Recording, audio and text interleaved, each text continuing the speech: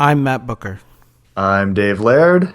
I'm Jill Braithwaite, and I'm speaking to you from a field of invaginate volunteer beings here in the Great Concavity. All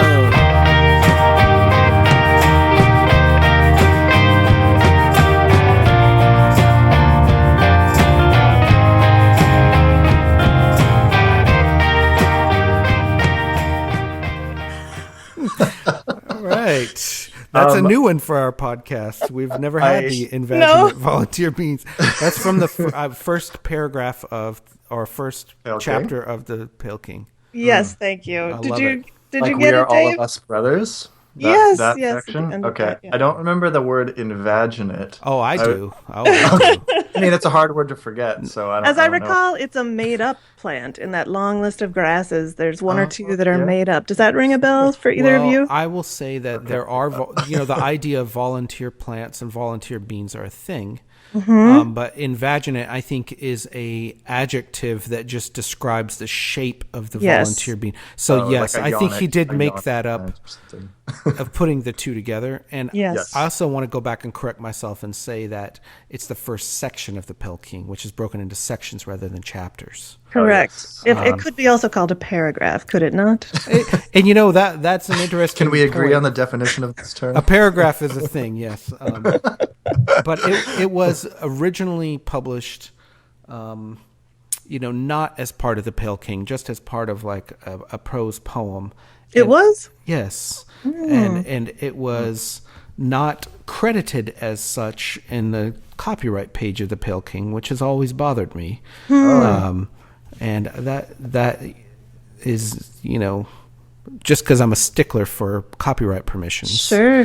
Where was it published as a poem? And I feel like a total noob for not knowing this because it's off the top of my head. It's not Agni. It was in a literary journal. I'm going to pull it up right quick. And we can edit this later to make it sound like I knew it right off the top of my head. Sure. Yeah, I can cover you on that one, Matt. No problem.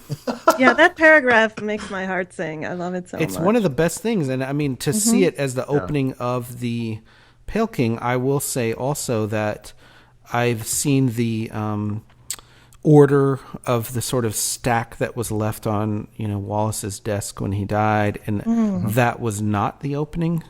Is that right? That's right. And Peach is doing. It's Michael Peach is doing, but I don't fault him for it per se. I think it's a great opening. I just didn't even know or realize that it was part of a novel, because it just seems so disconnected from everything else, even in that novel. For sure. It's very much about putting you where you are. Here's where we are, rural Illinois. Here's what it's like to stand outside that office building and look into the distance, right? Yeah. And then also we just have like a universal common humanity that we share too in the midst of that. Right. That gorgeous. Let me just frame that. We are all of us brothers. Right. Yep. And you just sort of mentally correct for the gender there. Yeah, of course. Who was it that recently made a comment about that? I think was it Jeff on the last episode, Matt? Who said yes, that it's like did. Inherently gendered phrase, whereas it could have said brothers and sisters or siblings, I guess even. Yeah. I think did I mention to you guys I just read that paragraph last weekend at a funeral. You did mention that. Of a friend who she and I were together in an arts practicum at seminary. And one of my major project there was making 3 handmade books using Wallace texts. And the first book was using exactly that paragraph from the Pale King. And she loved it so much, this friend of mine who passed away. And so that was what I shared at her service. That sounds really rich and meaningful. And it was also about how, we both had this Midwestern identity, which is not something you think about a lot in terms of personal identity, but it's certainly an important part of one's identity, the landscape that's in your bones. For me, when I first read that thing, I associated it with like Wallace kind of trying to show off a bit and trying to be a little bit like Cormac McCarthy, he'll talk about like the sagebrush frusculating dusklight and all of that. Like, that's from the Royal Tenenbaums, right? Right. Well, it's a parody of McCarthy, totally. Right? That's one of my favorite parts, by the way. But in the context of being in the Pale King, I really feel like it is, I don't know, it's more vital to to the book, more vital to the story. And I don't know if you remember this, in the 2015 David Foster Wallace conference in Illinois, my buddy Jeff Calzaloya memorized it, and he got up and read it from memory, and I was like, wow, it is almost like a poem, right? It is. Very much a litany about that landscape. Yeah. I should probably follow this up with a question. I realized that was more of a statement than a question, but I realize we're still on your opening and we haven't introduced you, so I'm going to do that right quick. Who is this? We're talking right. Talking about made up grass. So today we're on episode 20 whatever, but we're talking with 27. 27. We're talking with Jill Braithwaite. And Jill is a Wallace scholar, whether she wants to admit it or not. Sure. Recovering Wallace scholar. She has a master's degree in theology and the arts. As she was just mentioning, she developed some pretty awesome handmade books. Would you say they're handmade books? Yeah, that's exactly. Handmade books. Yeah. I really like I've only seen pictures of them, unfortunately, but I hope to see them in person one day. And Jill is also a publishing professional. I should say that.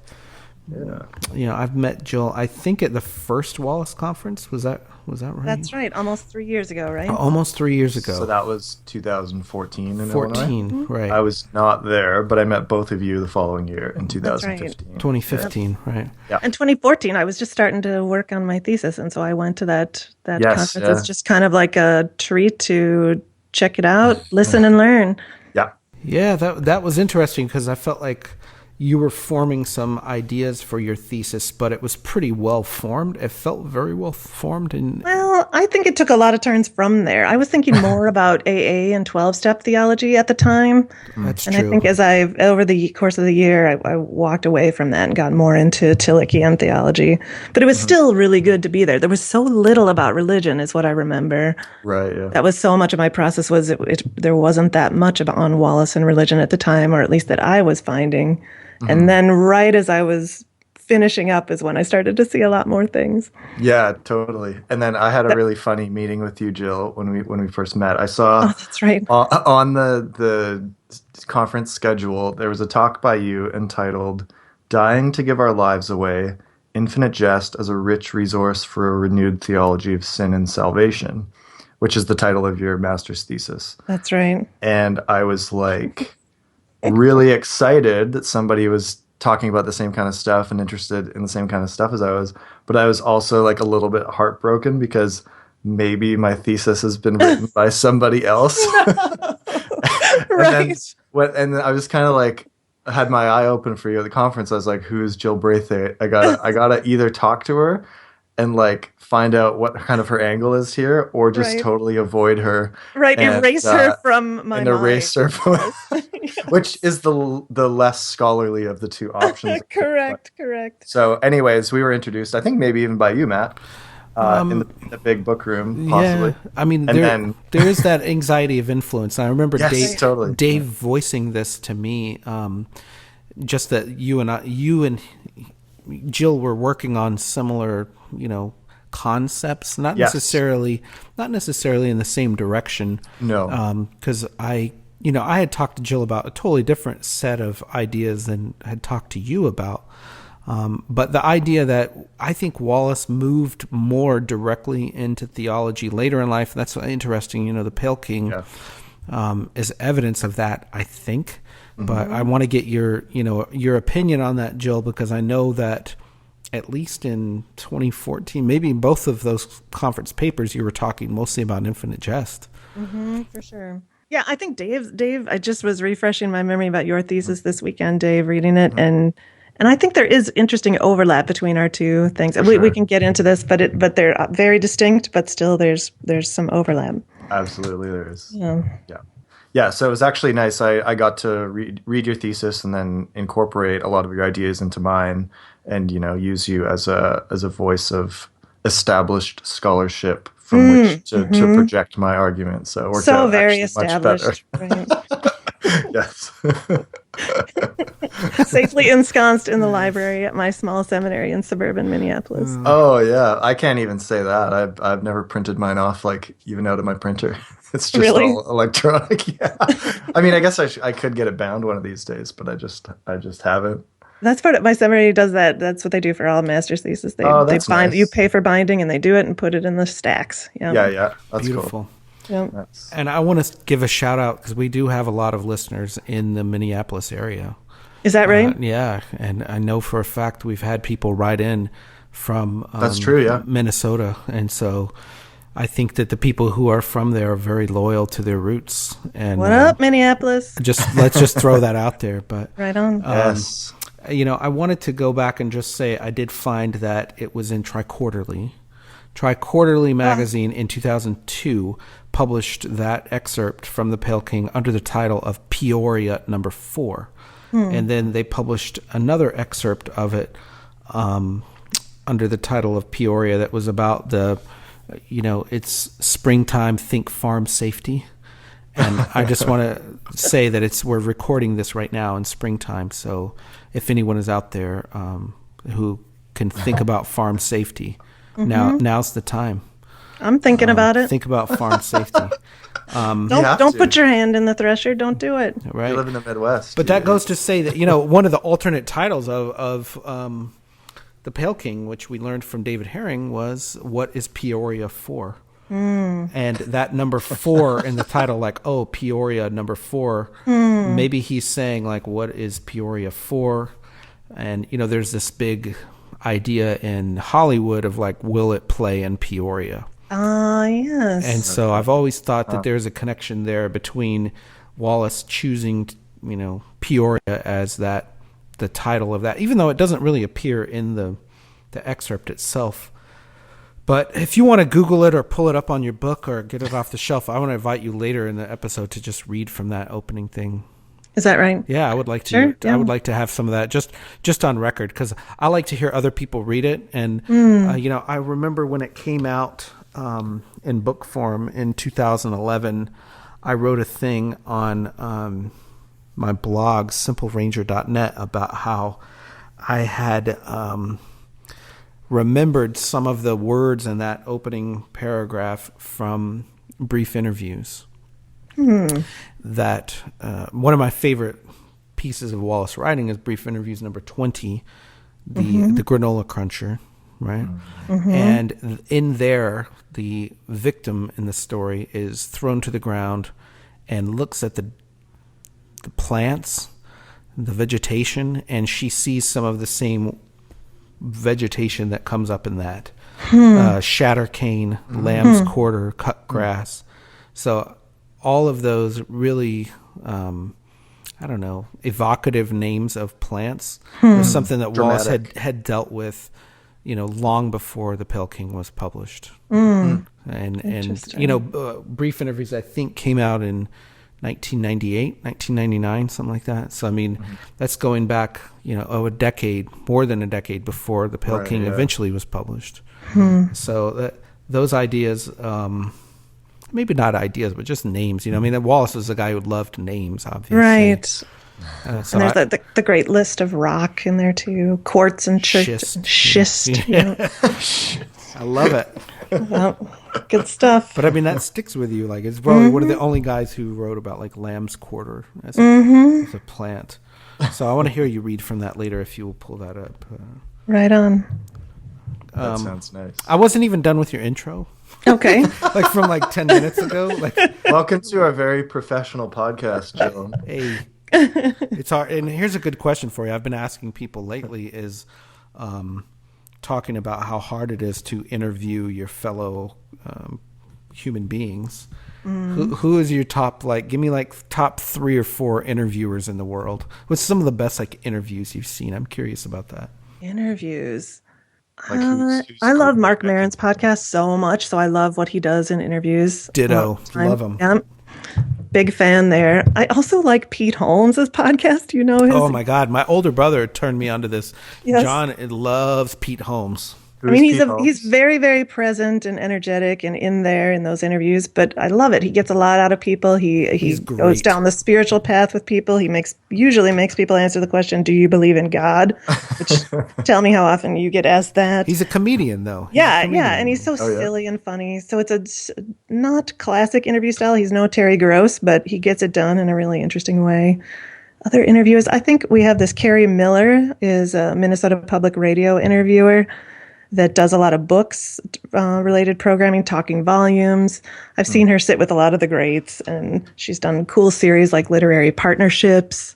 Sounds great. I'm going to look her up. I don't know her. But... Yeah, she's really good. Speaking of the greats, Jill, you recently saw George Saunders live in person Right. do a reading. That was like a week or two ago. Yeah, he did Yeah. An event at the Parkway Theater here in Minneapolis. The Rain Taxi Journal put that on.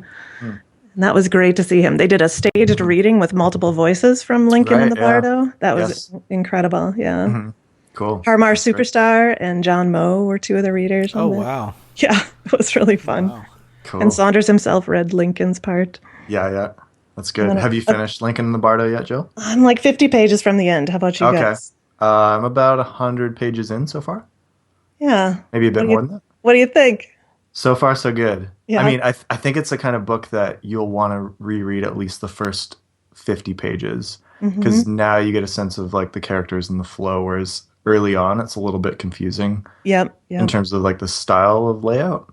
Yeah, the form is so unusual. It does. Yeah, It's like barely reads even like a stage novel. play. It's like, Yeah, Is it even a novel? Is it even a novel? Is it It's even a definitely the novel? question. And especially bits of nonfiction as collage. That's I so love it. interesting. Yeah.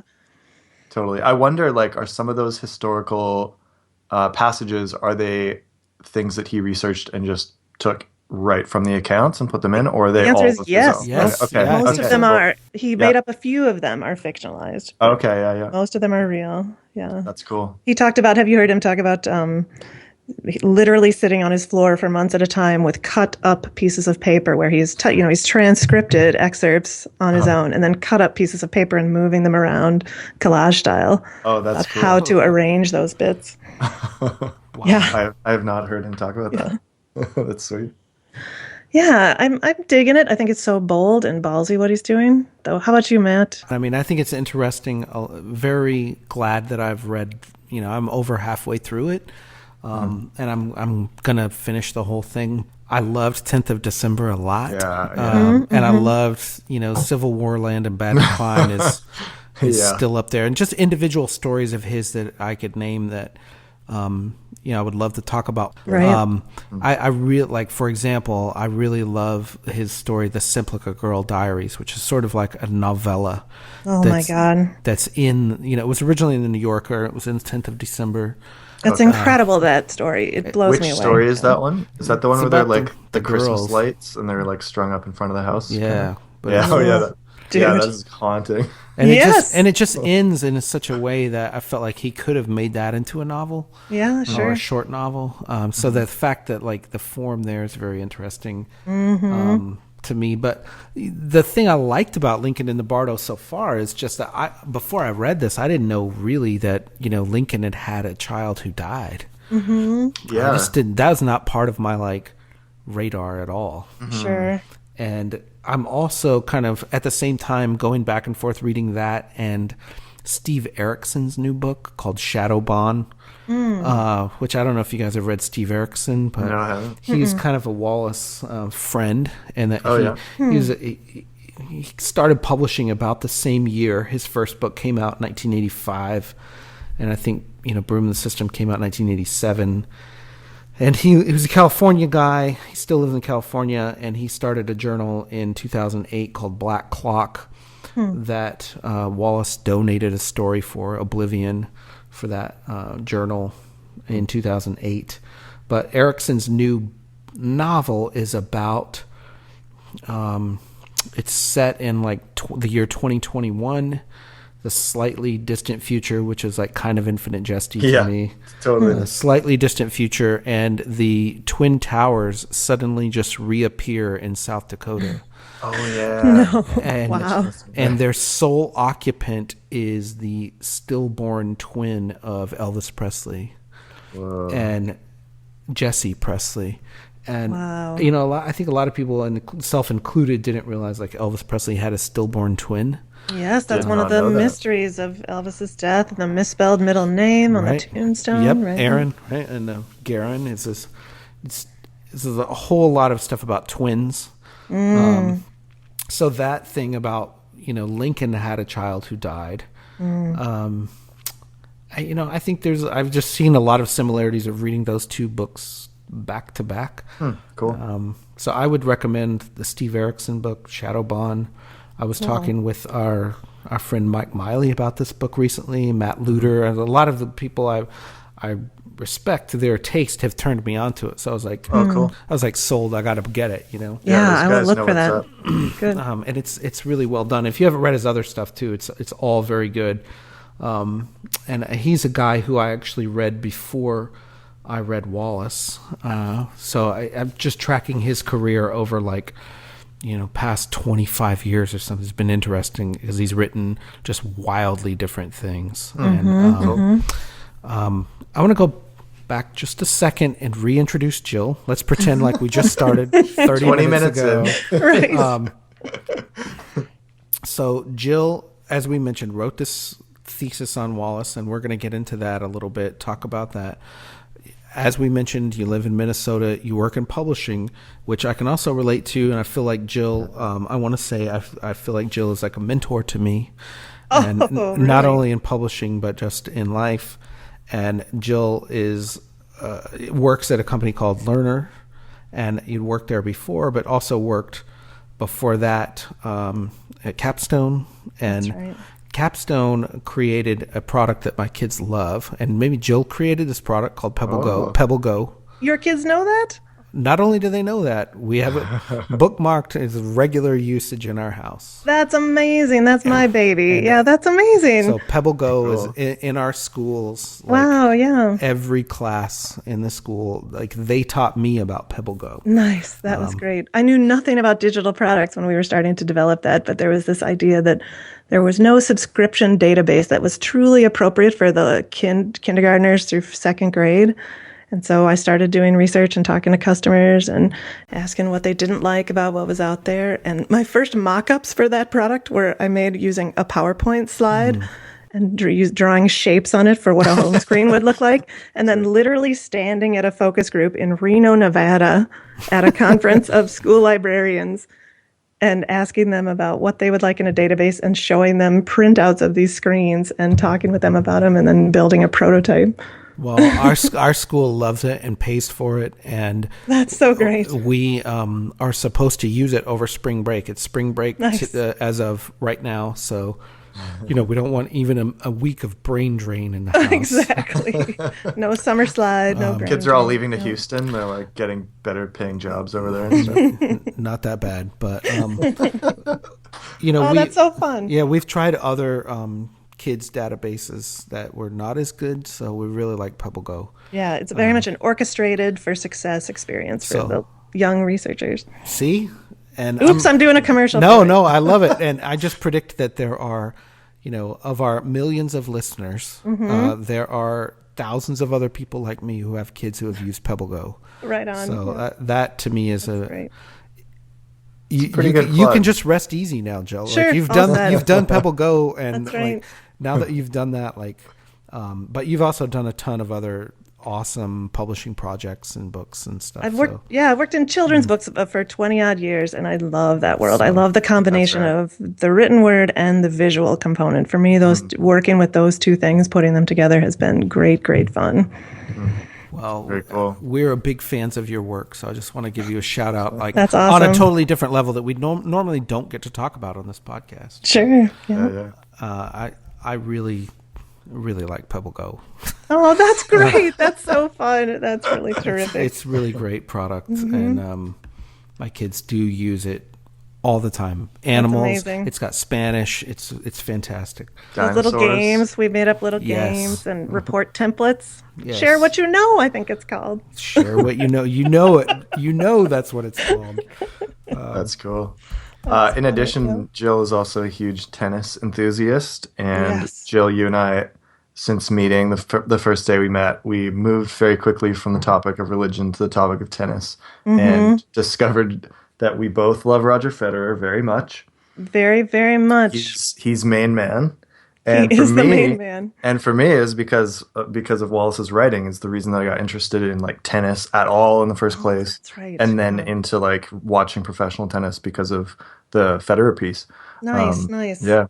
Yeah, I've had mad love for tennis like since way, way back. Yeah, you're like as a you're little OG. kid. I'm like a new poser kind of. I remember as a little kid weeping when McEnroe beat Borg in was that 1980 at Wimbledon. It was just devastated. I love Bjorn Borg so much. Oh yeah. That's a wooden racket era. It was like wooden rackets. That's right. That's right. Yeah. Yep. And I played Headbands, tennis whatnot. in high school. Yep. And then I was away from tennis for a while, and then it was like in '04 when Federer was dominating that I caught wind of him and was like, oh yeah, tennis. And started really enjoying that again. This looks more elegant than ever, with Roger dominating the scene. Yeah. And of course, in the last few years, Roger has not won a major, and you and I have decried that fact several times, I think, through email over the last couple of years. It's been painful the last few years, It has, but we got to experience the amazing joy of Roger not only winning another major, but who did he beat, Jill? And why is that I significant? believe he beat a man named Rafael Nadal. And what's I mean, significant about that for you? Let's boy, where do we start with this? I mean, what we love about Federer is the beauty, right? The style, the elegance of the way he plays, but also plus there's this book I read last year called Federer and Me, A Story of Obsession. Did you see really? that book? No, I By didn't see- William Skidelsky. He's this guy who's the literary editor of The Observer in the UK. Okay. And he chronicles his obsessive fandom and its role in his life. And he had really, I totally recommend it. There's some parts that aren't super exciting, but the parts of his analysis of Roger's game are glorious. He brings his analysis down to the angle of the arm and what is so beautiful about Roger. It's about his wrist flexibility. Mm-hmm.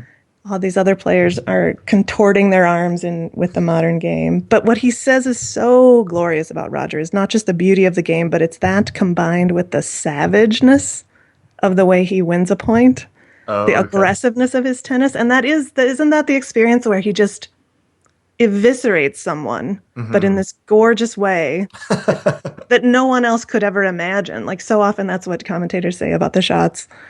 Yeah. No one else would have even seen that shot to imagine it. So that's what I love, the imagination. So in contrast to Roger's gazelle-like elegance, we have a Spaniard, whereas Federer appears to be both flesh and light, to borrow a phrase from David Foster Wallace, and this embodiment of kinesthetic beauty. I would say that Rafael appears to carry the sport like a heavy burden. There is no joy in his tennis.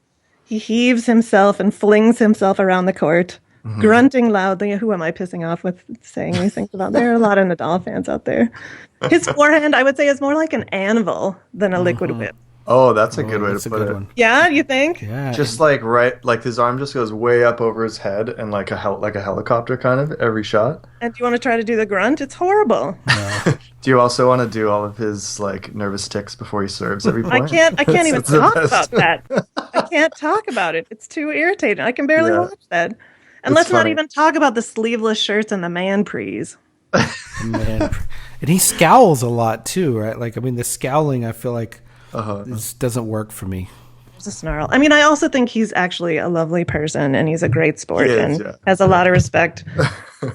I will offer a counter distinction that I actually really like Rafa. He's probably my like second favorite tennis player or close to it. But the problem with that is if you're a Federer fan is that historically Rafa has had Roger's number. Like he's won at like 66% of their matchups or maybe even more.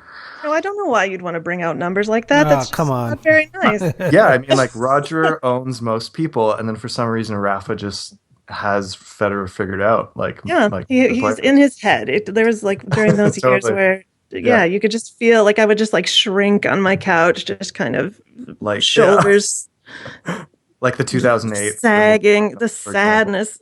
And he just would pin him in that backhand corner so badly. And Roger couldn't get out. And this match or in January or February, whenever the Australian Open final was just a completely different thing. Yeah. Roger played an entirely different backhand against him, and it was glorious. It was glorious. I was up watching it till 4:30. Did you? A friend of mine Yes. came over at midnight, and we watched like till the bitter end. It was great.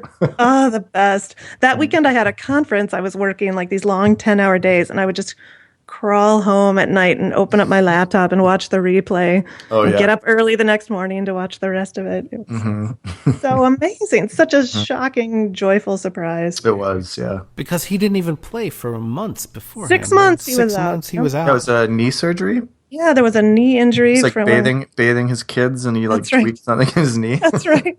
And he played he had the surgery, and then he played for a while, but it just wasn't fully healed, and he decided to go ahead and take 6 months. The way he talks about it is he's taking 6 months to try to ensure 2 or 3 more years of play. Are you a fan of that decision, or would you like to see him retire on a high note right now? I sit quietly and thank God that he's alive and playing. Yeah. Yeah. And respect his decision. I mean, Yeah, I'm totally. not going to question Roger Federer's decisions about his health. Totally. I mean, there's also that, like, do you have the thing of, like, I'm braced for the retirement. It could happen anytime. Yeah, I mean, I think it's semi-inevitable, but he also obviously looks so good and healthy, and I think he could play for another few more years and still be wildly competitive. He doesn't look the same to me, though. I mean, he looks more grizzled and thinner and older. And Well, you're just being very, very mean. no, I'm being as complimentary as possible here. No, you're absolutely right. I know he very much is a grizzled. I mean, think of the time they spend in the sun, these guys. Well, and the tennis players just don't age the same as other athletes, right? You don't see too many like 50-year-old professional athletes. They're like ropey and sinewy. Very ropey and sinewy. Sinewy. But I mean, I got to hand it to this guy because I think any athlete where you're down, right, and he could easily make an excuse and say, "Oh, I haven't played in 6 months, or I haven't competed in a year, and he hasn't won a major in 4 years or something." He could say, "Oh, I made it to the quarters. I'm fine. That was an accomplishment." But that guy, he's not like that. He's not built like that. He's always looking to just destroy everyone in his own way. Yeah. Quietly he just it. take you down. Yep. And Silently so much. deconstructing his opponent. He is, and he's very polite about it, but he's not going to just say he's happy with getting to the quarterfinals. Right. Right. Yeah. That's incredible to me because even at that level, I think there's a lot of high-level tennis players say, "I have nothing to prove. I'm just, it's the Grand Slam and whatever." Done with it. Yep. Nope, not him. Yeah. No, there's something great. Just glorious about him. I saw a tweet once that said that Roger Federer is better at tennis than anyone else is at anything. That's hard to debate, actually. Is Roger Federer better at tennis than David Foster Wallace was at writing? Whoa. I would put him on similar, because Sure. Yeah. For me, Wallace is not perfect, right? Wallace is hit or miss. And Roger's not perfect. And Roger's not perfect. He doesn't win every Grand Slam he participates in, That's right? And he's hit or miss, right? And some days he's off. He did win Wimbledon for like a lot, right? Like 7 times. 7 times, and I mean, that's Or wait, is it 8? 7 or 8? a lot in a row, something right? like that, yeah. 7 in a row or something crazy. It's pretty good. That's pretty good. And I mean, to me, that competitiveness does not translate to writing Right. or literature. Right? There's not literally a winner and a loser unless you count book awards, which are Yeah, exactly. But I think Wallace did feel that way somewhat, and I want to make a point here that has been on my mind as I read a tweet, which I hate saying. Like honestly, I hate that. It's the worst word. I hate saying that, but I'm sorry I started it. no. It's been on my mind regardless of what you said. But I try and use the phrase Twitter post or posted on Twitter rather than saying tweeted or But I've been on Twitter for a long time, and I'm just like I'm really getting sick of it lately. Like I feel like there's just more hate than love than there used to be. Yeah, social media is a completely transformed experience. God, no, not fun like it used to be. it's killing me. But I go back to say competitiveness, right? I was talking with a friend who I consider a really strong reader. Like I trust his judgment in anything that he reads. He's a super intelligent reader.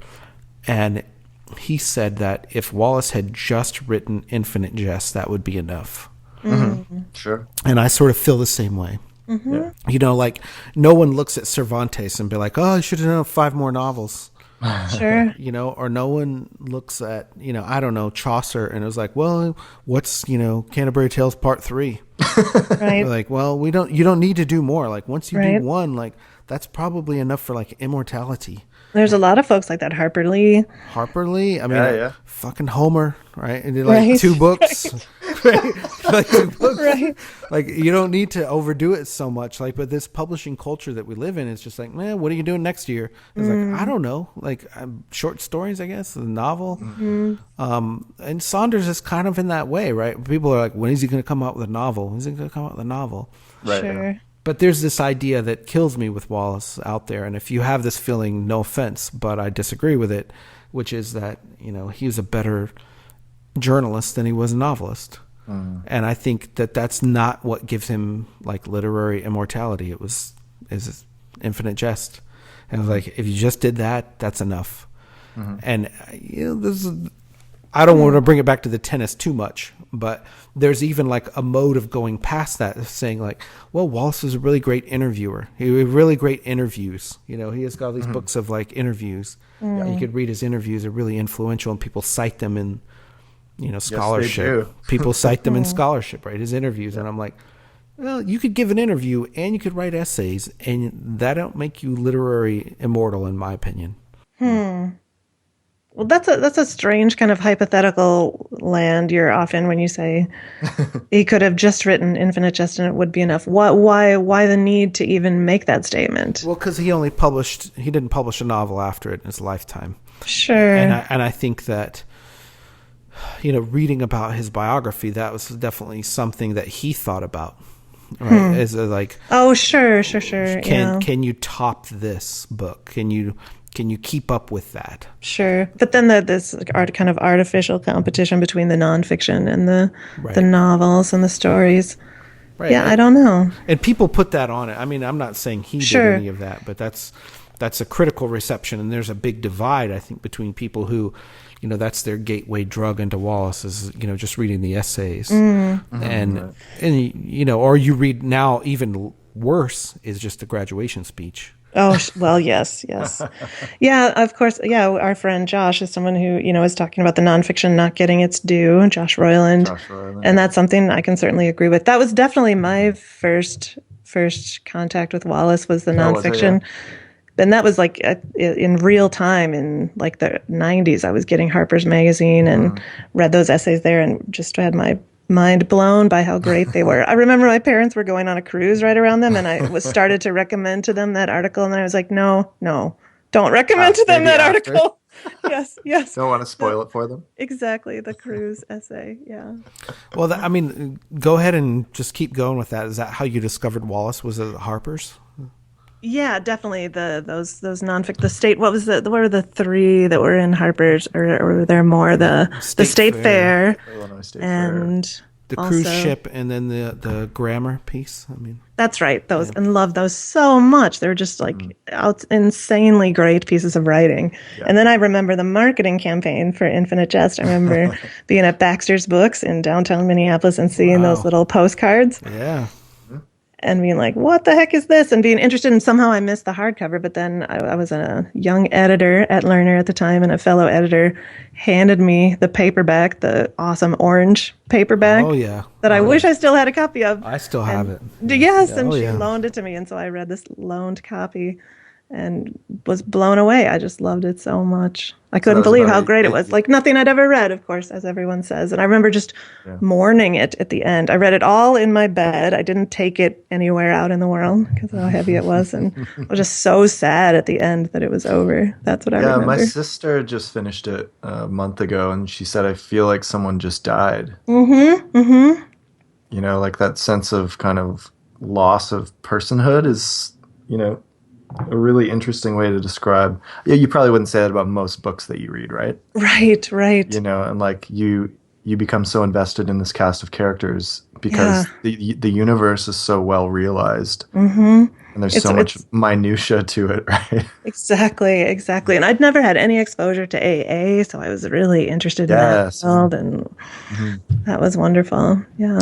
So where does kind of the intersection between reading this book and becoming interested in it as a theological literary study happen for you, Joe? Sure. Yeah. So the second time I read Infinite Jest was, let's see, in like 2011. I was gearing up to quit smoking, and was gathering every resource I could get my hands on for that. And one of the things was I wanted to dig into the mechanics of addiction and just really face the reality of what's the deal with addiction, what's happening here. And of course, just rereading the book again was a great pleasure. But then also that was a piece of it, like really getting face to face with what's the deal? What am I doing with this addiction? And around the same time, I was doing some 12-step stuff. I'm not myself an addict, other than cigarettes at the time, but was doing some 12-step society things and was getting more and more interested in that theology. And thinking about higher power and what can a higher power mean. And I just really enjoyed wrestling with that, the questions of a higher power, playing with what would make sense for that. I wasn't turned off by the quote unquote requirement of a higher power. I took them at face value that you could make that up on your own. You could make the higher power be what you wanted. And I was interested in that, and started getting more interested in theology, God theology, and first very much interested in that the idea of a higher power is not me as the most valuable insight in higher power theology. The first thing you need to know is it's not you.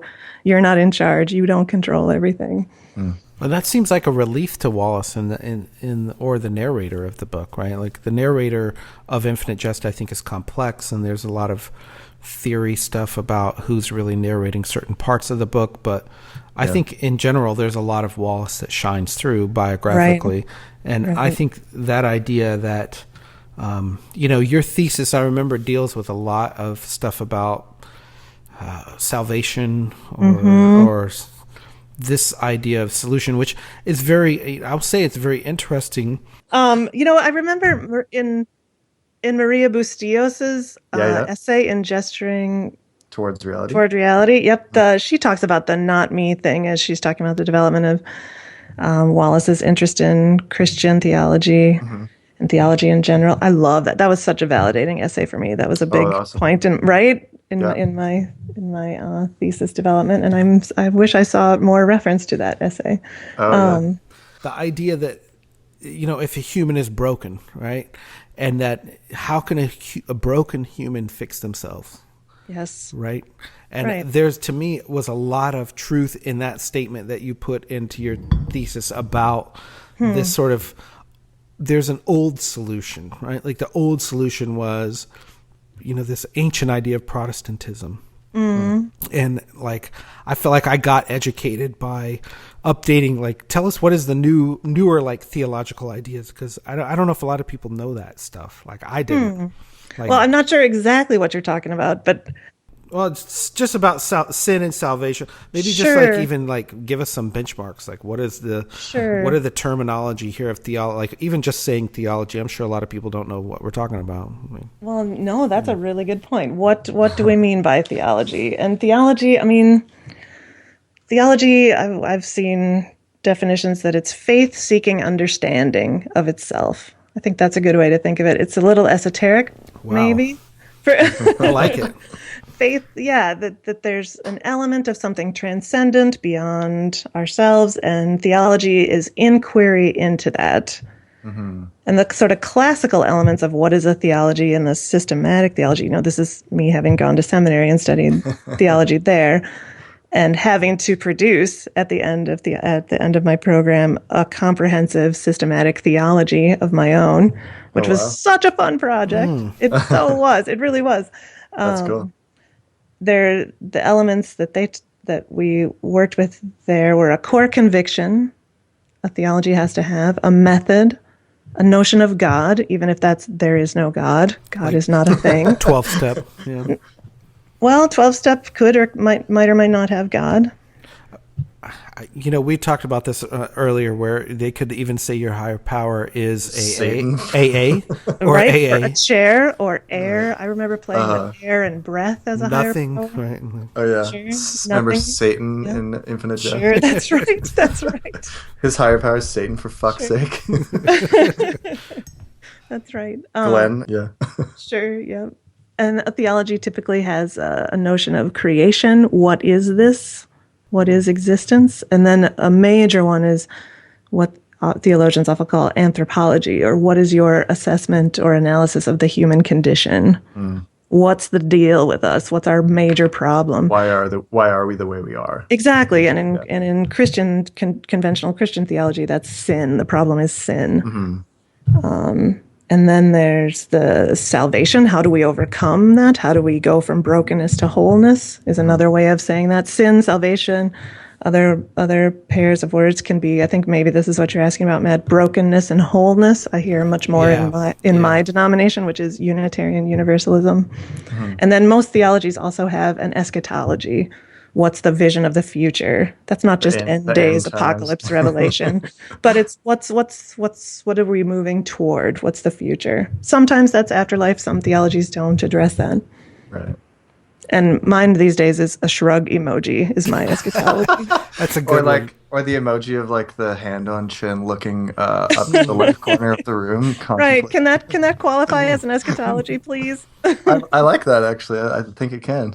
I mean, like that. Yeah, there's a certain level of like, okay, this topic, theology is to some extent, like you said, esoteric, and there's got to be, sort of as Wallace talks about, to have like an absolute sort of kind of certainty when you're talking or thinking about some of these questions is like a really weird form of hubris, maybe.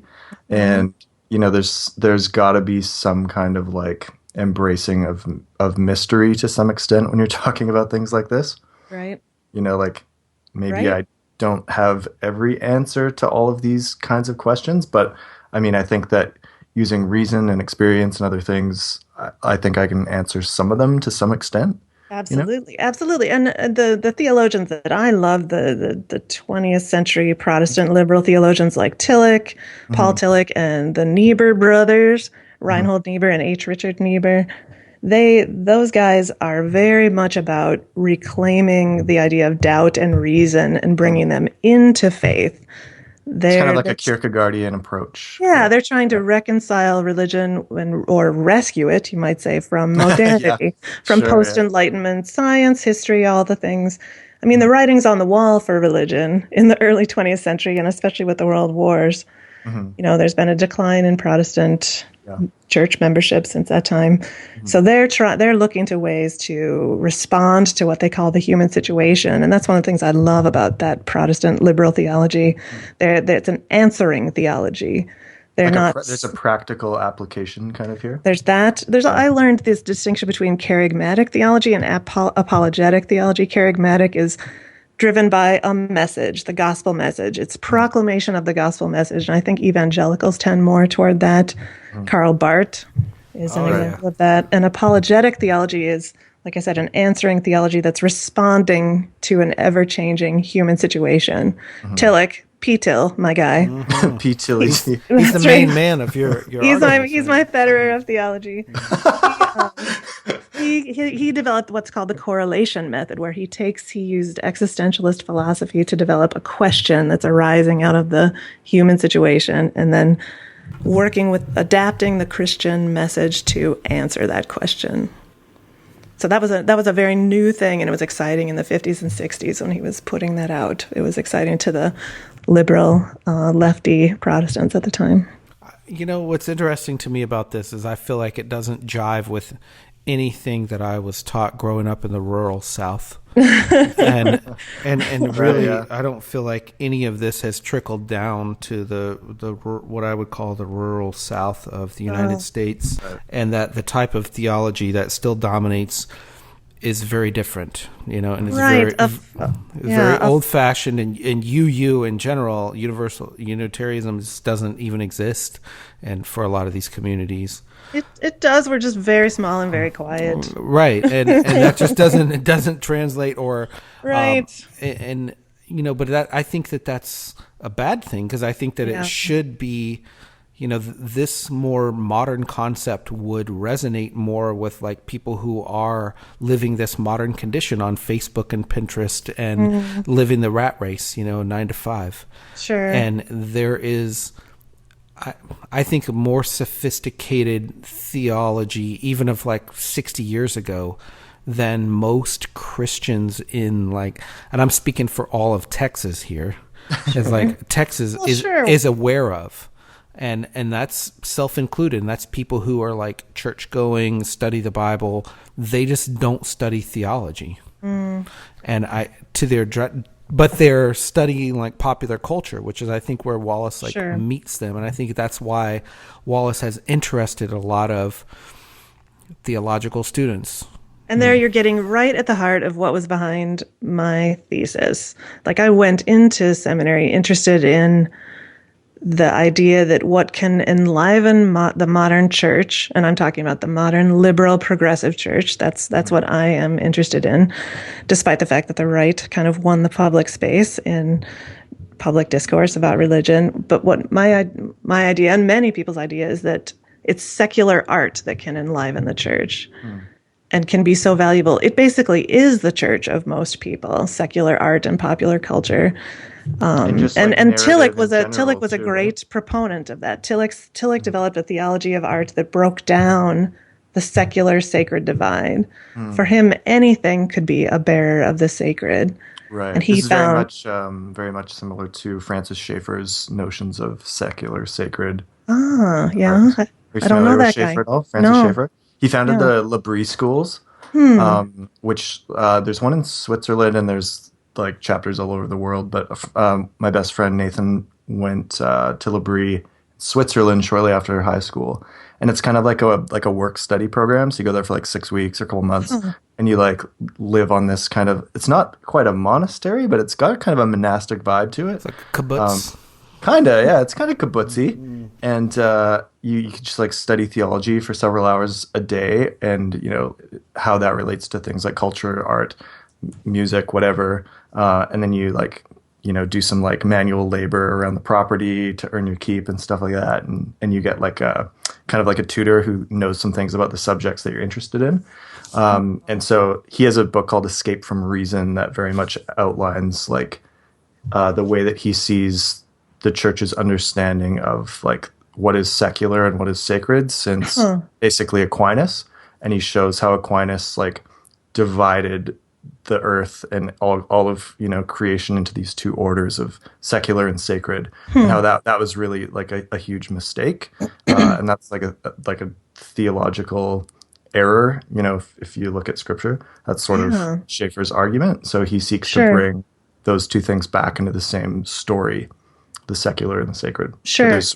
Can't make a distinction between those, right? Yeah. I mean, Jesus himself is constantly telling stories in the New Testament that have nothing to do with God, that are about just people and objects and stuff in the world. Stuff. Yeah. Yes.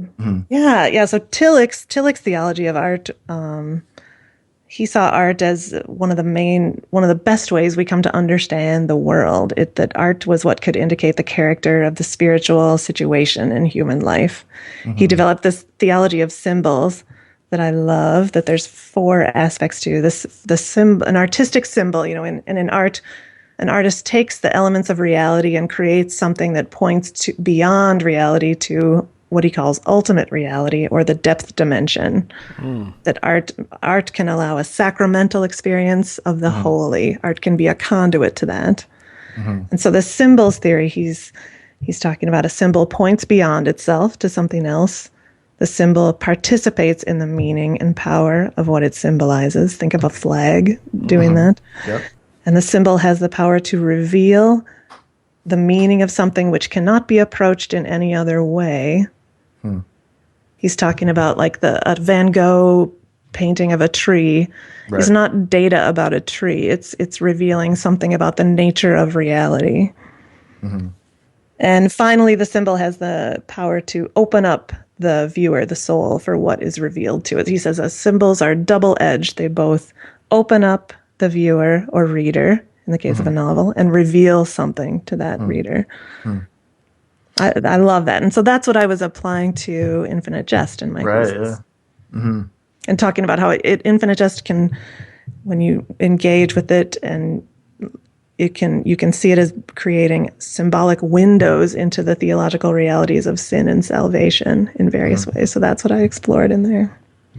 And what I'm really interested there, and maybe this is not appropriate, but how does that trickle down like to other bits of Protestantism? Like, how do we get that even those ideas to like crack the veneer of the ideas of sin and salvation, which I feel like are really ancient, Yeah, I mean, that dominate like U.S. Christianity. yeah, most churches are really invested in a traditional reading of sin and salvation. I think a lot of liberal religion is doing some interesting things, bringing literature in. Hmm. Mary Oliver, Naomi Shihab Nye, Rumi. They make their way into that kind of literature makes its way into church services. For sure, Unitarian Universalism, where the Hmm. Bible is one of many sources. But I Right. think other Protestant denominations bring it into. Even the Catholics let in some rock songs once in a while, right?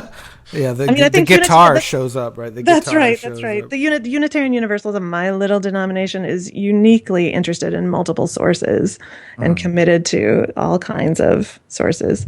Hmm. But I still started my thesis in the idea that it needs to do more to, and specifically I started with a problem in Unitarian Universalism, because in theology in academic theology there's a big burden on why does this matter. Right. If you're going to make a theological argument, you need to tie it out to how does this make a difference in theology as it's lived. And so the Hmm. problem I addressed was that Unitarian Universalism has kind of tossed out the ideas of sin and salvation for the most part. I actually Yes. cited Right. a brochure that says, we believe people are basically good and Yes. Right. everybody's already saved. We don't talk about heaven and hell and evil. We don't talk about that. It's a big bummer. And for me, that's an So impoverished really notion. technical theology right there. That's right. It's a very impoverished notion of what human life is. Everybody Right. has an experience of brokenness. I take that to be a universal thing, that we're Hmm. all on some spectrum of brokenness Hmm. and in search of wholeness in some way. And so Hmm.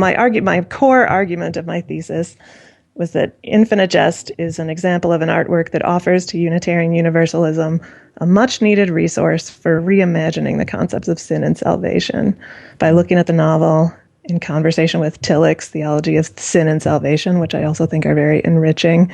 Right. And by using Tillich's theology of art, we can see how this novel, through its form, subject matter, and style, creates these symbols of sin and salvation that can help us think about a different way to talk about sin and salvation. Hmm.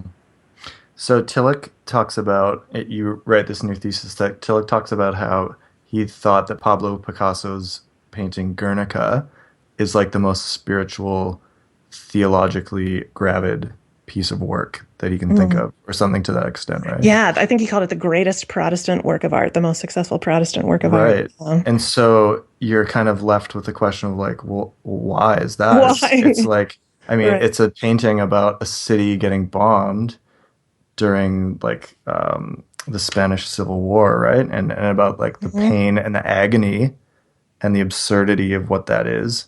Right. But and so Tillich, I think his point is that sort of the fallenness or the abjectness of that historical moment is enriched with theological meaning because it shows what it like an aspect of what it means to be human and to suffer, to Right. live in like the tension of a fallen world, Right. perhaps. So if we sort of apply that to Infinite Jest, what are some of the main things you talk about in your thesis about here are those moments, those markers that invigorate a sense of sin and Sure. salvation? Sure. Yeah. So that's the meat of the thesis. Yeah. I love that. I love that stuff about Guernica. He It's said it was the fascinating. human situation laid bare. Hmm. And I can just imagine him walking through the elements of that painting, Hmm.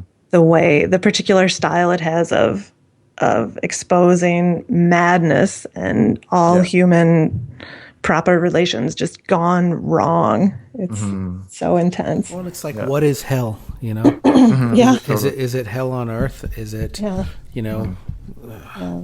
that to me is a big issue. We'll come back to keep going, Sure. Guernica. And none of these theologians we're talking about are interested in hell. I can tell you that. Well, that's a Tillichian thing. But Like, that's Tillich says that it's not the preoccupation of modern theology should not be death and an afterlife. It should be the modern problem is meaninglessness, despair, and anxiety, and that anxiety in the Kierkegaardian sense. Right. Well, and to me, that goes back to this question I just mentioned about, like, why can't that translate into Dallas? And, why can't we get that into these TV show, or mega churches, right? And that if they were not so, dude, I'm dead serious here. If it was not focused on this idea of hell and the afterlife, would they be able to pack 10,000 people into a mega church? And I'm totally serious about this. I think that it happened in the early 2000s. There was a case in Tulsa, Oklahoma, of this guy Carlton Pearson, who was featured on This American Life, and he's now a Unitarian Universalist. He's a Unitarian now. He basically he said, you know what? I don't really believe in hell anymore, and there's universal reconciliation. And this is really advanced theological idea that everyone who is sinful eventually will be reconciled with the idea of God. And that is a child who is born and then dies 2 days later, are they going to go to hell because they didn't? I mean, he really confronted a lot of deep issues, and that hasn't really trickled down. That's been 15 years. Yeah. Are we making any progress, Jill? Like, to me, these are very vital issues that you're writing about. I don't know what to tell you, Matt. I mean, here's one thing I would say is that a lot of this bad theology you're talking about, I think it's not a shocker to say to you that it's not actually about theology and religion at all. It's actually about politics. And if that hasn't been made clear in the last year or so, you know what I mean? Point taken. Oh, yeah. No, you're correct. You're correct. Truly. It's about politics and sociology and more than theology. Desire to control certain things that are feared and hated. I mean, at the end of the day, some of what we thought was right-wing theology turns out to be a case for tax cuts. Yeah. Like, what the hell, man? Yeah. And so in a way, I don't know that this is actually a conflict with theology. Right. That's very... Does that help? No, that's super... Or just it's extra sad. Well, I mean, it's sad, but it's super, erudite, just of how, conflated, at least in my world, these things have become. It's almost inseparable in some ways. Yes. I said it's politics, but I want to clarify this a little bit. This bad theology stuff you're talking about, Matt, is still religion in the sense that Wallace and Tillich and the Niebers talked about it. It's being expressed in political and personal arenas, but I think we can look at people pursuing an agenda of any kind and ask, what is being worshipped here? What is the thing that people are giving their loyalty to and deriving value from? Is it a flourishing human community? Or is it perhaps about other things being worshipped, such as shareholder value? In the Wallace sense, that's still worshiping. Or as Tillich would put it, that's still faith. And this makes me think of a book from last year by David Dark. It's called Life's Too Short to Pretend You're Not Religious. I don't know if you saw it. He's doing a similar thing as Wallace, redefining religion to help us be more aware of and intentional about how we're organizing our lives. I'd love to share just a quick quote from that book. David Dark writes, "Show me your receipts, your text messages, your gas mileage, your online history, a record of your daily doings, and, just to get things started, a transcript of the words you've spoken aloud in the course of a single day. And then we might begin to get a picture of your religious commitments. The space of your worship is the space of your life," end quote. I think my point I'm trying to make is that everyone has a religion of some kind, whether they're telling the truth about it or masking it with misleading language about a different kind of religion. And I think that's why a lot of smart people in around 2010 or so, 2008, started writing about Wallace and theology. And that he was very interested in a lot of these subjects. And, the stuff that's in The Pale King about abortion, that's about, higher powers going from... You got to remember, when Infinite Jest, when he turned it in, he had really only been in AA for about 4 years. Gosh, that's right. And so for him, there was, I think, this idea, something related to salvation or a better way to live.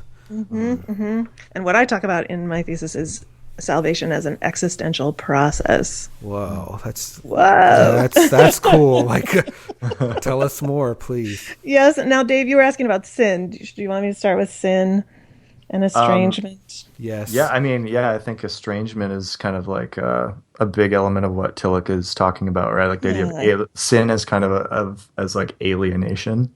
Yeah, exactly. That's another way to say it. Yeah. So for Tillich, the short version of his God doctrine is that God is the ground of being. God is being itself. He is infinite, ultimate reality that we as human beings are able to imagine, but we also know that we are excluded from it because we are finite. Okay. So one way he talks about human beings is that we are finite freedom embodied. So we have this ability to understand, to ask questions about infinity. He talks about the idea of ontological shock, this feeling like most people have as children when you sort of have this question of like, wait, why is there anything? Why is there anything at all? What? Yeah. Or that question kids ask, like, where was I before I was born? Right. Yes. They can't process like a like a pre-beginning to What their... do you mean kids? I'm talking me. Well, us too, sure, of course. But like the first moment they have that question where they realize, that's a really interesting moment, I think. And then, of course, it haunts us for the rest of our lives. Right. So this ground of being theology, which for me is the most appealing God theology. That's where I land. God is the ground of being. God is not a being. This is also part of the project of trying to rescue theology from modernity. That atheism, he makes the case, he and other Protestant theologians and Wallace make the case that there is no such thing as atheism.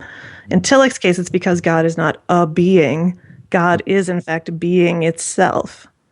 So is Tillich, it sounds a little bit like maybe almost pantheistic versus monotheistic? Some people say that. Yep, exactly. Okay. Or religious naturalism, people refer to. I didn't study a lot of that, but yes, I know that often... Okay. And then I pair it with Sally McFaig's theology, which is embodiment theology. Her thing is that the universe is God and God's body. That's like panentheism? Yes, exactly. That worldly, okay. Yeah.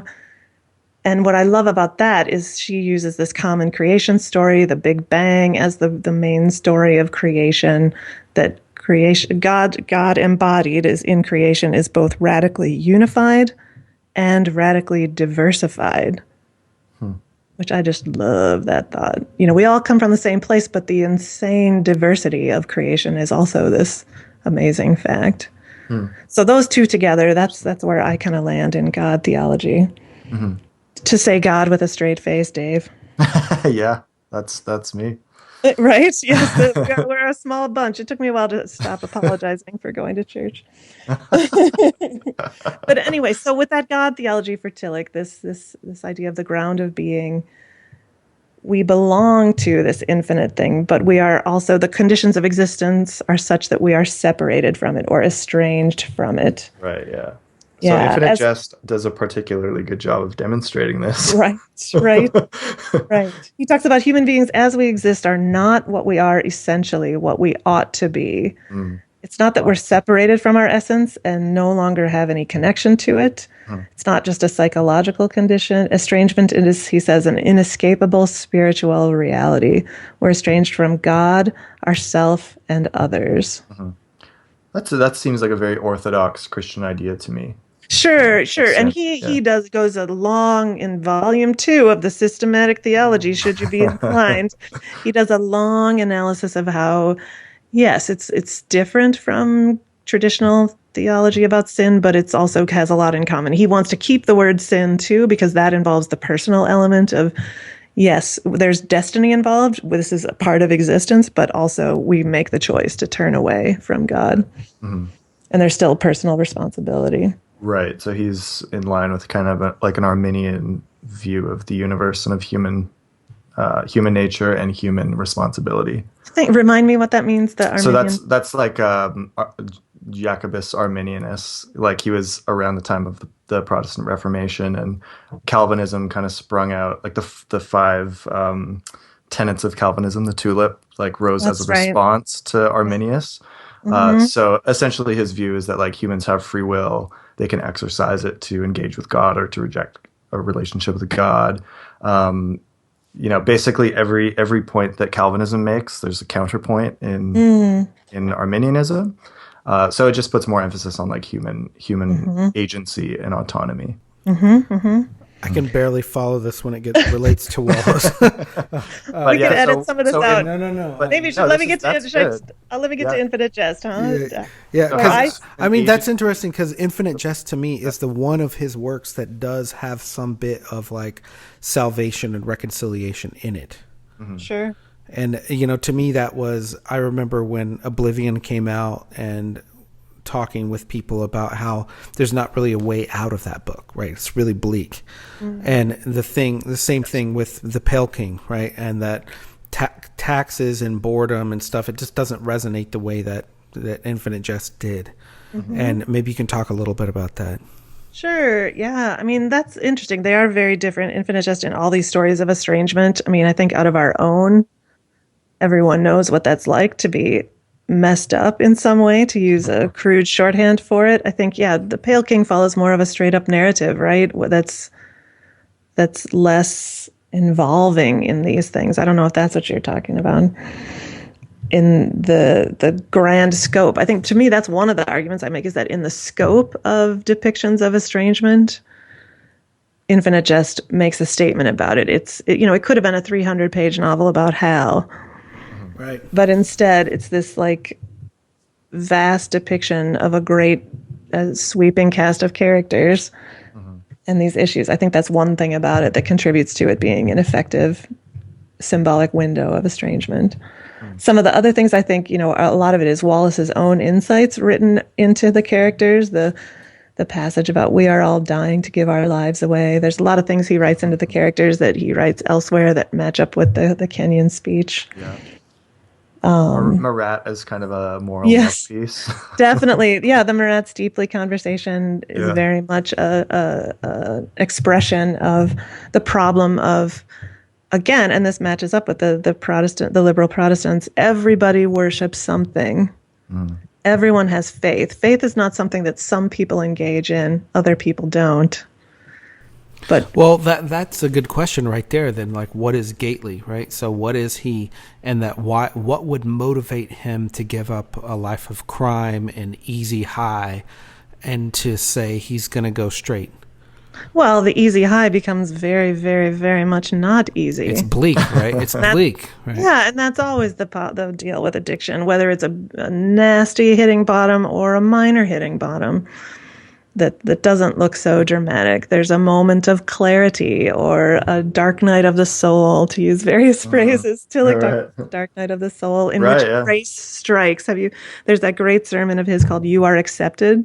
Have you ever read that? You mentioned that in your thesis, right? Yeah. Yeah, I don't think I've actually read the sermon though. Yeah, that's lovely.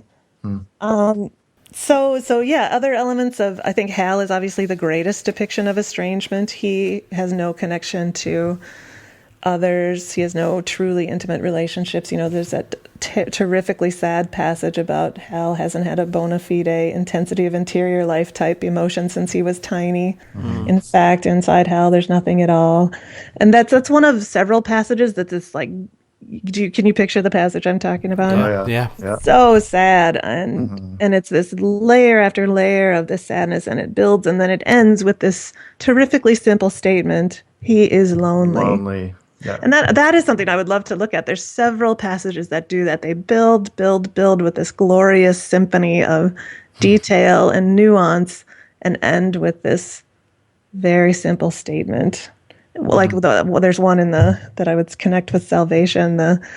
When the old guys, it's one of the AA passages when the old guys say when they say to jump, you say how high, and they've got you, and you're free. And you're free. You're free. We could talk about that for a long time too. But there's several passages that I think that says a lot about his view of spirituality and recovery. You can play around with all kinds of thoughts and stories, but at the end of the day, you're free or you're lonely. Things come down to something very simple.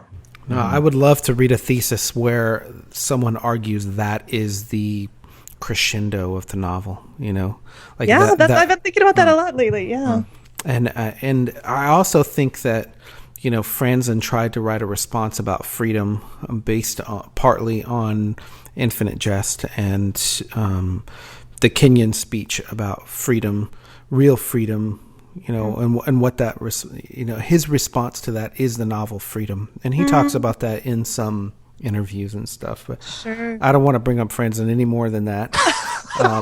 But just to say, who was that? Who are you talking about?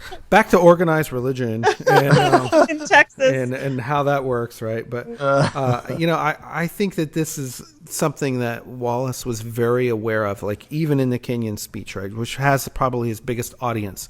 Yeah. He's very conscious of saying, this isn't some sermon, right? This isn't Dr. Laura. I'm not preaching to you. This is, even though he tells a parable about atheism, the Eskimo story. Yeah. So-called Eskimo story. And several times, talks about atheism, talks about suicide, and talks about, really deep shit that you don't hear at a graduation speech usually. He's very conscious of this, positioning of his beliefs, and to me that is a very key part of what contemporary theology is doing even now. So I'm really interested in hearing you say more about what you said at the beginning of the podcast about contemporary art. And if there are other sort of avenues. We've been really focused for obvious reasons on Infinite Jest and Wallace here, but if there are some other avenues where you think these things are being played out particularly well, share them with us, please. Well, that's interesting. I mean, I'm a Tillichian. I would see sacredness in most great art. Oh, wow. Or a lot of it, and we could pick anything and talk about it. I mean, I guess we talked about Picasso a minute ago. Sure. Yeah. Oh, that's interesting. Let me say a little bit. There's one other thing I wanted to say about that. One of those passages where Hal as a symbol of estrangement, or forming a symbolic window about estrangement. There's that passage about where he and Mario are talking, and he's talking about the way more than hell-sized hole. I know, Dave, you do a lot with this in your thesis, and it's another one of those that builds with this conversation. Is that the one, I think, where he says God has the kind of laid-back management style he's not crazy about? Yeah. That's one of my favorite lines in the book. So that's a very, he's obviously estranged from God, not connecting with anything God-like. He also talks about fearing that he's going to fly apart in that section. Right, and I just have to notice that is of such a familiar feeling to me during the time I quit smoking, which was when I really leaned into God theology and did the 12-step surrender thing. I remember the first day without cigarettes, I kept looking down at myself, and I couldn't figure out why until later in the day I realized I was surprised that all my limbs were still attached. Wow. I couldn't picture holding together as a human without cigarettes. That's amazing. Well, that's a lot to do with the tennis stuff, right? Where your body just becomes second nature, and you don't think about your body's actions. And I also think that relates somewhat to Hal's thesis about the hero of inaction, right? Because the idea of quitting smoking is just doing nothing, right? Or the idea of quitting drinking is just you just sit in a room and read, and that's a success. It's like Right. you're just sitting in a room and talking with other people, and that's winning. But And it's like, not. It's not. suffering. Like for It's me, the key total was suffering. accepting suffering. It's like, well, this is not going to feel good, and I'm going to do it anyway. But that's the tennis piece, which is shtit, right? And saying Sure. you have to suffer in order to even exist at the tennis academy. That's As right. You're gonna do these drills, and you're gonna hate the people who are telling you to do them. That's right. So that sort of heroism is like, what is the hero? Is it totally like catatonic, right? Or is it like just calm, right? Like Right, you just right. made peace with it. Like you're just divorced from reality or whatever the modern condition is, you know? Like Right. Right. I'm entranced with that idea of like people who complain a lot of like we're depressed or we're miserable. It's like a lot of that is just the modern condition of Right. the rat race, man. Like this is the life. There's no escaping it. Yeah, we're trained to believe that suffering is 100% unacceptable. You have to stop it and run away from it in any way you can. Same with boredom. I mean, that's so much of a Wallace idea. You've got to walk through boredom and stick with it. Yeah, it's fascinating to me because it still feels as relevant, you know, as when that book came out. And I'm talking about Infinite Jest 20 years ago. That's right. And I don't know what that says about, you know, American culture or what it says about me, but it still feels like that's where we're at, you know? For sure. More than ever, right? More than ever. I mean, yeah. That has to be, right? Put down the Twitter. Put it down. Stare at the wall for a second. God. I deleted the Twitter app, but you know, I've just been checking it on the you? mobile browser now, and it's like I'm forcing myself to have the crappier experience. That's good. That's Just a 'cause good I'm way like, to start. I can't. It's like when we had Edmund Waldstein on the show, and he was talking about, you know, he's a Cistercian monk, and so like part of their theology is that like you actually encounter the divine through pain and boredom and like intentionally being uncomfortable. Wow.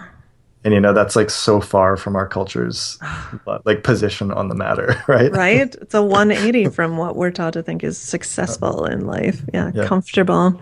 I did a sermon once about that in which I used a Wallace reading. Of course, it was Wallace 101 for a church congregation, so I did use the Kenyon speech. Forgive me, Wallace. It's still good. It's still good. Right? It is still I did good. the same thing. It is still good. But yeah, what I talked about was called What is Beauty For? And I think I have this overall project of trying to bring Wallace into religion, clearly. I'm trying to do it in a sermon and a thesis. And what was I talking about? Oh, when I was talking about the difficulty of choosing what to worship. That was the first part of the sermon. And my kind of personal story was what I realized that I'm not paying attention. And when I'm not paying attention, what I worship is safety, absence of risk. That was kind of my realization like 10, 15 years ago. Like, oh, wait a minute. Maybe that's not how I want to live. Worshipping the idea of safety and security, comfort, that notion of that that's what we're supposed to be, as comfortable and safe as possible. But is that really the way we want to live? And then I talked about how beauty is a way of that I often pay attention to beauty as a way to point me toward what I really do want to care about in worship. And so the power of beauty to do that. And there's, of course, a history and theology of beauty as a way to pull us toward the holy and what's right. I like that. I'm not talking about aesthetic, just beauty, a pretty picture, but beauty in this larger sense. Yeah. Right. Yeah. Well, and I like that a lot because I feel like I'm the annoying guy who's able to relate everything back to Infinite Jest. Sure. And aren't we all? There's right. Yes. No, I mean it's really not cool. Like it's not cool. But I will say, like to me, there's a lot still that's relevant about like, are you Hal or are you Gately? And there is this, we're talking about the modern condition is sort of depression, and at least I think it is a certain sort of death in life, right? Where depression is contemplating death, and there's pushing you. There's a lot of that in the novel, right? And I think of Clipperton, right, with holding the gun to his head of like, I'm going to do this, but it's going to be at the expense of torture, right? And that sort of difference of like, what are you pushing at? Who is more comfortable? Like Hal has got a very comfortable life, right? His family takes care of him, right? He's got nothing to prove. He's successful. He's smart. He doesn't have to study, right? He's got all of these things going for him, and yet he's miserable. Right. And Gately, that's very much what Wallace said he wanted to write a novel about, right? In some of those interviews, that all my friends were so sad. I wanted to figure out more about why that was. But that's not the interesting part to me. The interesting part is Gately, right? Yes. Is Gately, at least now, and I'm in my late 20s. And is that right? No, Sure. just go with that. All right. He's trying to be a more responsible adult, right? And with no one pushing him. His parents are not there at the tennis academy, and he's not wealthy, he's got nothing to prove per se except to himself. Right. And he really wants to be a better person, or he has to be in order to survive, right? Because he's tired of living this other way. And it's a survival thing, and there's a lot I think that I still come back to in that. So I'm very interested in that as a type of salvation. Just like we need salvation in every day. Right, and he takes it. He makes the move himself to surrender to the reality that he doesn't know what to do, to get on his knees, even though he doesn't believe anything. He makes that choice. That's how he gets there. Hal's not doing that. He has these little glimmers, but he's frozen. He's frozen, right? Yeah, and that's not a judging or a blaming. It's simply a what is. And that's exactly how I describe the salvation as existential process. It involves grace. Faith is not the same as belief. Faith is an act of the whole person in which the rational and non-rational are united. Gately, that's good. In depicting Gately, Wallace creates this contemporary symbol of salvation. I'm quoting from my thesis, if that's okay. Oh, good. The symbol of salvation that lies not in belief or doctrine, but in choosing a faith grounded in practice, in the power of story and empathy, in community, and in acceptance of grace. In this faith, we cease to give ourselves away to finite concerns in our state of estrangement. We instead find salvation or wholeness in acceptance and connection to a higher power. That's a salvation that rings true for me. See, and that to me, that is written by someone who has been through some shit, right? and I'm talking about Wallace mostly, but like maybe YouTube, right? Sure. But it's like you don't come at that angle from just naivete, right? Like you're coming at this angle from, some experience, right? And to me, that's more valuable as you get older and becoming an adult, and you're like, what do we want to be? What is life? That's exactly right. And you're questioning these ideas. Like, to me, that is super valuable to hear from other people who have said, and I think that's kind of what made Wallace want to write a novel about AA, is that he sees some, where there's smoke, there's fire. Where there's some insight in there, he's going to write it down. And there's a lot of it sounds like a banal platitude, right? But that's what his whole graduation speech was, right? It's like banal platitudes, right? But he's really trying to say, when he's talking about these big things, the only way to do it is kind of plain spoken.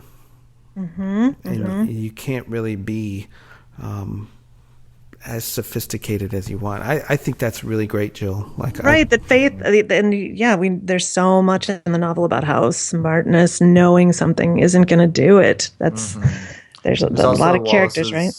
Yeah, Wallace also says that there's something about faith or theology or God that's inarticulable, which is to say that you can have a systematic theology. And classify all of these ways that, God is defined or how God operates according to various texts.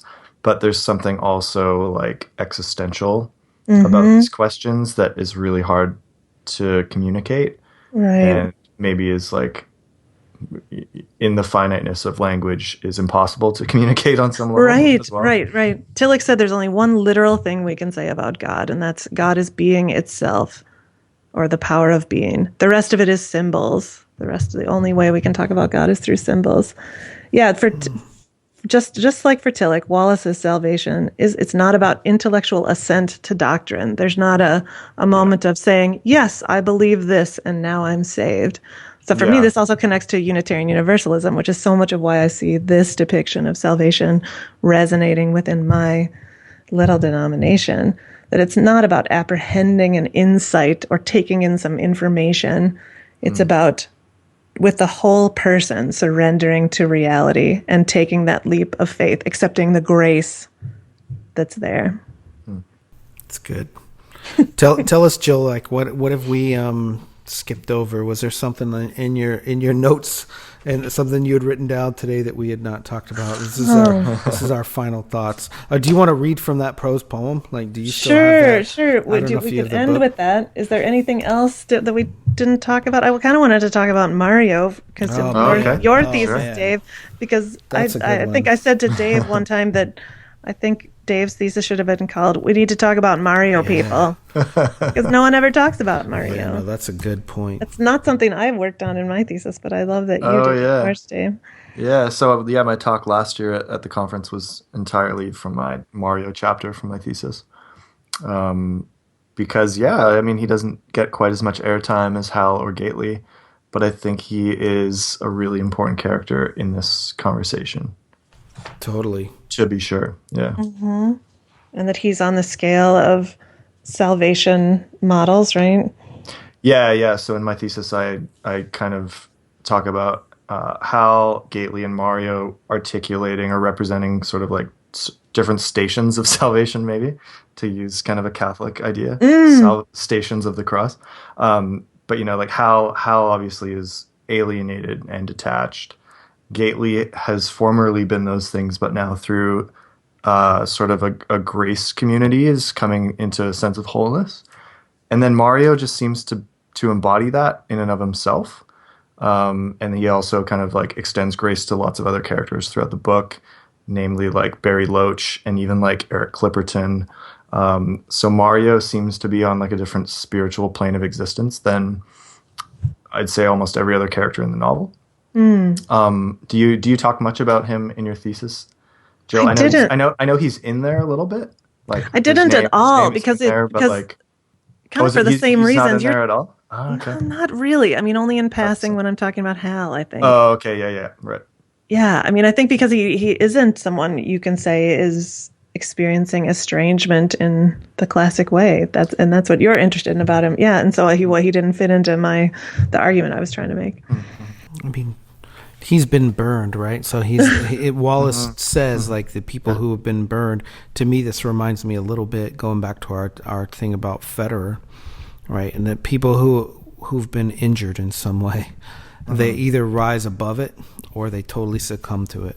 And he's saying Mario is really kind of oblivious to that. And Mario is so innocent. It's sort of, it's almost cooler for me to say this is like a Buddhist character, or this is like a Buddhist thing. Like, and maybe that's a very like PR thing, rather than saying, oh, this is a Christian. He's a great Christian writer. And honestly, I got some of that from the writer Michael O'Connell. Yeah. And he made it very clear to me that Wallace is still dealing with like kind of Christian existentialism with Mario. Yeah. But I still think it's fascinating to think about why Wallace wrote that character in there. Right. Like what purpose is he serving in there? Yeah. Right. I would love to see more from you, Dave, on the Mario character. I think that is such an interesting point of investigation. Okay, well, thank you. I appreciate that note. Duly recorded. And I mean, it's weird to not be technically in school anymore, right? Like, right? I don't have to produce academic writing. Same. I mean, I could because of like the conference and stuff, but the thought of doing so, if I'm not fulfilling some kind of like credit type thing, feels very hard to me. Yes.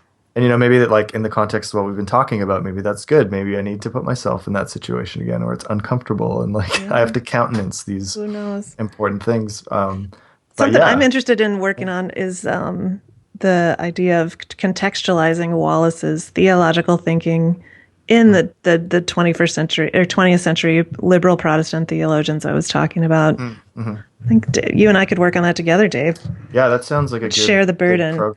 Good co-project. Because he sits right in there with them. There's Yeah, so much there's a overlap, lot and of I don't know confidence. to the extent to which it's influence what he, how much he knew about those guys. I remember Denny Kinlaw telling me at the 2014 conference, or maybe it was 2015, that there was a Tillich book in the archive in Oh yeah, Wallace's in collection. Wallace's. Oh, cool.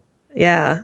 What's in there? I would love to see. I haven't Yeah, had a chance to get there, but I would love to see what's in that yeah, book. I I'm haven't going there in like 2 days, so I'm gonna go look it up. I'll Check look it it up. out. See if you can find P-Tail in there. I will. I will. And there's a lot of like C.S. Lewis influence in Wallace as well too. Hmm. Like Wallace talks about Screw Tape Letters being one of the most profound books he's ever read. Right, right. And Uh, I have not been able to make my way through that book Yeah, you yet. know what? I'm not interested in it. oh, it's Yeah. so good, you guys. You gotta Yeah, try again. It's I really will try fast. again. Not interested right now. But That's cool. That's cool. I mean, he also writes about he told Zadie Smith about Brian Moore's Catholics. Yes, Catholics. Yeah, That's right. I'm that's a great book. not able to work my way through it. I'll have to pick it Oh. up again. Oh yeah, it's pretty short too. Like it's only 150 pages or something. It's quite brief. I gotta try. But yeah, it kind of like imagines a marriage between Roman Catholicism and Buddhism in like a future, an imagined future, where the Catholic Church has like had another Vatican Council, and they start to like wed Orthodox Christianity with tenets of Buddhist faith. It's quite interesting. Interesting, Yeah, yeah. yeah. We'll have Do to you get guys know Michael Paul? O'Connell onto our project as well. For sure. That's right. We'll bring Do you him guys in. know Paul Eli's book, The Life You Save May Be Your Own, I think it's called? Oh yeah, that sounds familiar. I've never read it though. Don't know it. Don't know Not it. sure if I'm saying his name correctly. It's a story of four modern American Catholics who were made literature out of their search for God, according to the Amazon tagline. It covers Flannery O'Connor and Thomas Merton and Dorothy Day and Walker Percy. Oh, yeah. And I got through some of it, but not all of it in reading for my thesis. I got really interested in these kind of looks at literature and religion. It's a Flannery O'Connor story, right? Yeah. The life you save may be your own. That's right. That's Yeah. right. It's borrowed from that. Yeah. And I remember I was on a plane listening to On Being, the podcast, and she did an interview with him, and he talked about how this overlap between Christianity and the novel both put an ordinary human life at the center. And I thought that was an interesting insight. Like the novel brings ordinary human life onto center stage in culture for the first time. That's a center for looking for meaning. And that Christianity did the same thing by putting a life at the center of the story. I.e. Jesus of Nazareth. Exactly. Yeah, sorry to name JC as that life. Yeah. No apologies needed. No. All right, you ready to read that passage? Sure. I want to hear it. Really? Yeah, All right. I'm ready. right. Dave, are you ready? You ready? I'm ready. Oh yeah, I'm so ready. Jill, anything else? I mean, I feel like I could ask you a lot more questions, even going back to these ideas that you wrote about in your thesis about like salvation, because I feel like I still don't have a great idea of it, but I feel like that's my fault, not yours. So Another time. yeah, All right. Ready? I'm ready. Let's do it. Past the flannel plains and blacktop graphs and skylines of canted rust, and past the tobacco brown river, overhung with weeping trees and coins of sunlight through them on the watered down river, to the place beyond the windbreak, where untilled fields simmer shrilly in the AM heat.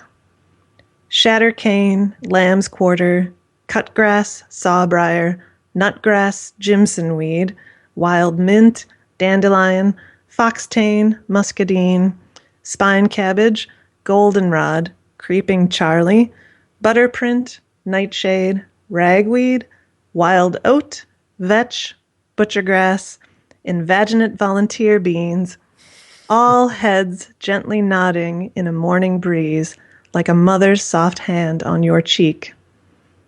An arrow of starlings fired from the windbreak's thatch. The glitter of dew that stays where it is and steams all day. A sunflower, four more, one bowed, and horses in the distance standing rigid and still as toys, all nodding. Electric sounds of insects at their business. ale-colored sunshine and pale sky and whorls of cirrus so high they cast no shadow. Insects all business all the time. Quartz and chert and schist and chondrite iron scabs in granite. Very old land. Look around you. The horizon trembling, shapeless. We are all of us brothers. Boom. I don't know if Robin O'Neill has ever had a guest on her podcast, me reading stuff. I don't think she has. But Robin, if you are looking for a guest to have on your show, Jill Braithwaite is where it's at, reading that passage. Thanks for reading that, Jill. I Yeah, really appreciate that was it. really nice. Sure. I really You enjoyed bet. that. So And thanks for being with us tonight. It's been really enjoyable. I feel like there's still a lot more to talk about. A lot so more fun to questions. talk with you guys. It was just great. been really I really fun. appreciate You, it. Jill. Absolutely. Do you want to give a shout out? Now we kind of trashed Twitter a little bit, but do you want to give a shout out to your Twitter name and Sure, I am at Jill MPLS on Twitter. Minneapolis, baby? That's right. Baby. And do you, is your thesis online somewhere? Somebody can find I it. don't think it is. Okay, it's even more mysterious now. That's right, but hit me up on Twitter and I would send it to you. Oh, perfect. If someone was interested in reading it. Yeah. That's You're cool. going to get someone, I guarantee you. We'll If you- see, If you yeah. say that, it's worth reading, though. I really like it. Oh, great. Yeah, it is. Thank you so much, you guys. This was fun. Hey, thank you, Jill. We really appreciated talking to you.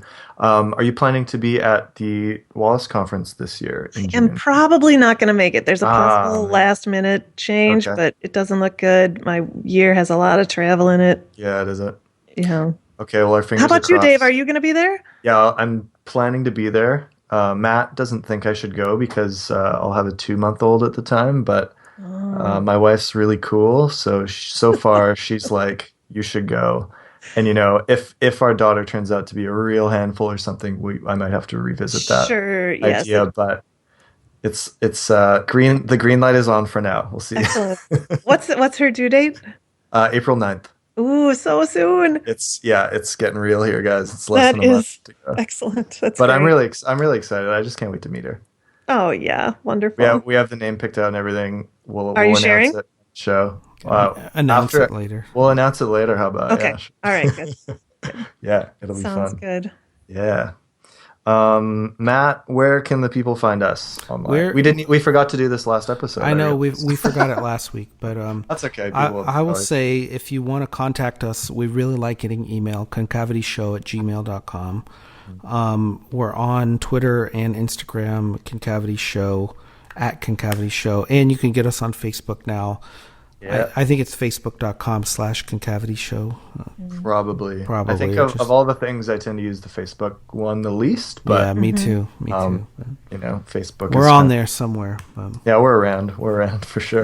And I will say, if you want to get any stickers or bookmarks, email us at Concavity Show. Email is definitely the best way to get us on that. We still have product available, Matt. Definitely. The storehouses Definitely.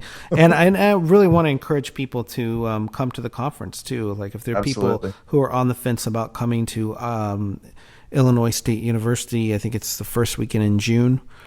Please come, because It's so fun. It's such a fun conference. Jill's going to vouch for it right there. Boom. It's worth it. It's been fun. June 8th, 9th, and 10th. So Dave and I will be there. We're going to do a live episode. Yes. That's great. Recorded live. Yeah, we're going to Love it. Do some audience participation and stuff. We got some prizes now, Dave. Yeah. We're going to keep that a secret, but we have some Sure. we have some giveaways, and come to the conference. We're going to maybe even look at Facebook Live, broadcasting that too. Oh, yeah, that's a good idea. It's an easy way, Periscope or something like that. something like that. Yeah, So, cool. Good call. But it's on the conference agenda. Yes. So we will be there in full effect with the podcast. So please come and support us, if nothing else. we need to feel validated. So Nothing. please come. Nothing. I got nothing else though, man. I'm just kidding. Thanks for coming. Thanks again, Jill. It's been Yeah, a thank lovely you so talking much, you to guys. It was great. As usual. All right. Take care. Take care. Hear me now, I insist. Oh, you've gotta trust me when I say long for something better than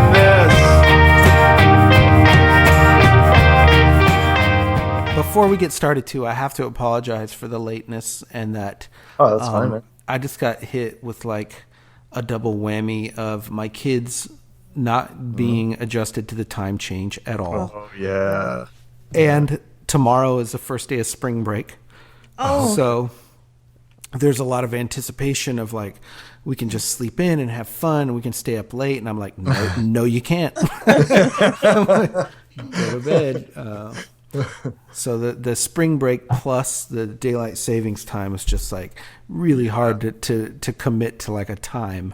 Oh, yeah. So apologies for that. And plus, you're reading them a terrible book about nuclear war. Oh, you know what? We've finished that. That's good. You're reading them Cormac McCarthy's The Road now? Do you think they're a little young Is that for so wrong?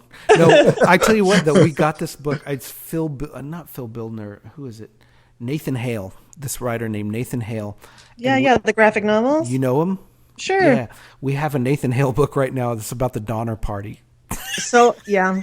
So popular, those books, right? Dude, he came to the school. Donner. Do you know the Donner Party story, Dave? No. It's What's cannibalism. It's cannibalism. But real. It really It happened. really happened it's like the Oregon Trail, right? And these people get stranded up in the mountains. Oh, Things yeah. get a little messed up in the Is this snow. like 19th century or 18th century American history? 19th century. Yep, Okay. yep. Huh. Manifest Destiny equals Yeah. Town.